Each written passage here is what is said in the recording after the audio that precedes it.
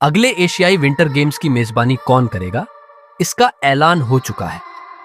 2029 में होने वाले इन खेलों की मेजबानी सऊदी अरब करेगा, एक ऐसा देश जो अपनी गर्म रेगिस्तानी जमीन के लिए जाना जाता है। इस इवेंट को मुमकिन बनाने के लिए सऊदी अरब ट्रोजना नाम का एक भव्य स्की रिसॉर्ट बनाने की योजना बना रहा है, जो अभी तक बना ही नहीं है। लेकिन सवाल यह है कि क्या इस इलाके में स्की रिसॉर्ट बनाना समझदारी होगी और बिना किसी मौजूदा इंफ्रास्ट्रक्चर के सऊदी अरब सिर्फ 4 साल में इतना बड़ा प्रोजेक्ट कैसे पूरा करेगा? आइए जानते हैं। सऊदी अरब का बड़ा सपना विजन 2030 सऊदी अरब इस वक्त अपनी अर्थव्यवस्था को तेल पर निर्भरता से हटाने की कोशिशों में लगा हुआ है। इसी मकसद को पूरा करने के लिए क्राउन प्रिंस मोहम्मद बिन सलमान ने सऊदी विजन 2030 पेश किया। इस प्लान में कई बड़े प्रोजेक्ट्स शामिल हैं, जिनमें सबसे चर्चित द लाइन है, जिसे कोई भविष्य का शहर कह रहा है तो कोई इसे डरावनी कल्पना मान रहा है। नियम प्रोजेक्ट के तहत द लाइन के अलावा 9 और बड़े प्रोजेक्ट्स होंगे, जिनमें से एक ट्रोजेना है, एक स्की रिसॉर्ट जो माउंटेन टूरिज्म की परिभाषा बदलने और सऊदी अरब को एक बड़ी टूरिस्ट डेस्टिनेशन बनाने का सपना देख रहा है। ट्रोजेना एक अनोखा स्की रिसॉर्ट ट्रोजेना अकाबा खाड़ी से 50 किलोमीटर दूर बनाया जाएगा। इस इलाके में ऊंचे ऊंचे पहाड़ हैं, जिनमें कुछ 2600 मीटर की ऊंचाई तक जाते हैं। भले ही सऊदी अरब रेगिस्तान के लिए मशहूर हो, लेकिन इन पहाड़ों की चोटियों पर सर्दियों में तापमान अक्सर 0 से नीचे चला जाता है। यही वजह है कि इसे साल भर चलने वाले स्की रिसॉर्ट के लिए चुना गया है। इस प्रोजेक्ट में एक स्की विलेज, एक मानव निर्मित झील और द वॉल्ट नाम का एक अनोखा वर्टिकल विलेज शामिल होगा, जो रिसॉर्ट का मुख्य प्रवेश द्वार होगा। द वॉल्ट को पहाड़ों के बीच इस तरह डिजाइन किया जाएगा कि आसपास के नज़ारे बेहद दिलचस्प लगेंगे।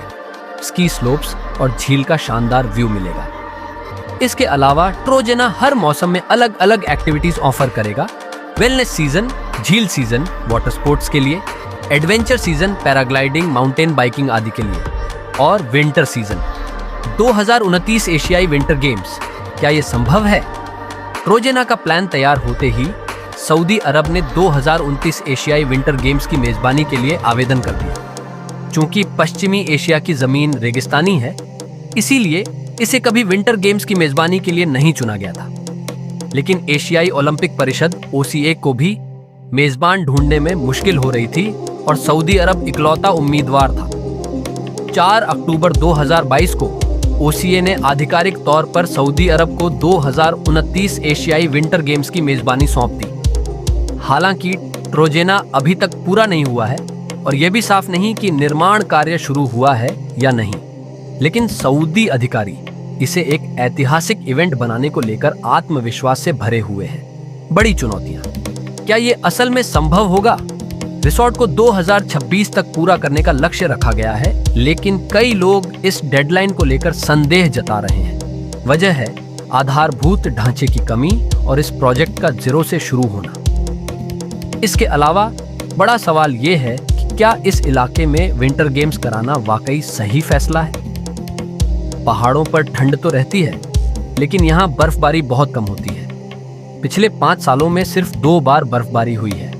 ऐसे में रिसॉर्ट को पूरी तरह से कृत्रिम बर्फ पर निर्भर रहना पड़ेगा। नियोम के मैनेजिंग डायरेक्टर का कहना है कि 70% बर्फ कृत्रिम होगी, लेकिन संभावना है कि पूरा स्की स्लोप 100% कृत्रिम बर्फ पर ही चले। पर्यावरण को कितना नुकसान होगा? सऊदी अरब इस मामले में अकेला नहीं है। बीजिंग ने भी 2022 विंटर ओलंपिक्स में 100% कृत्रिम बर्फ का इस्तेमाल किया था।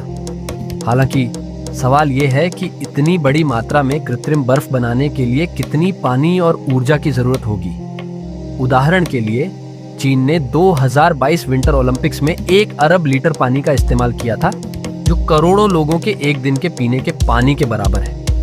एक कृत्रिम झील बनाई जाएगी, जिसे रेड सी से पाइपलाइन के जरिए पानी लाकर भरा जाएगा।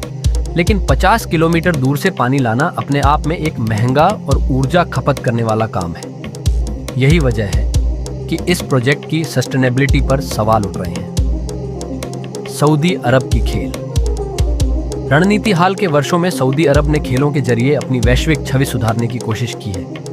वे बड़े बॉक्सिंग मैच, फॉर्मूला 1 रेस और यहां तक कि रेसलिंग इवेंट्स की मेजबानी कर चुके हैं। सऊदी सरकार के नेतृत्व वाले एक समूह ने English Premier League club Newcastle United को भी खरीदा है।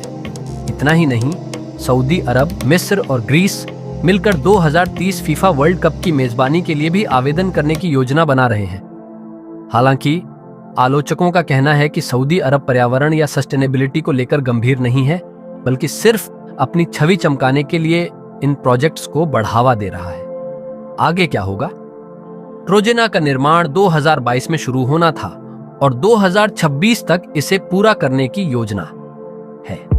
इसके बाद 2029 विंटर गेम्स की मेजबानी के साथ साथ सऊदी अरब यहां सालाना 7 लाख पर्यटक और 7,000 स्थायी निवासियों को आकर्षित करने की योजना बना रहा है। अगर यह योजना सफल होती है तो भविष्य में सऊदी अरब ओलंपिक्स की मेजबानी का सपना भी देख सकता है, लेकिन यह तभी मुमकिन होगा जब यह रेगिस्तानी देश आधुनिक मेगासिटी बनाने के साथ साथ पर्यावरणीय चुनौतियों का कोई टिकाऊ हल निकाल सके।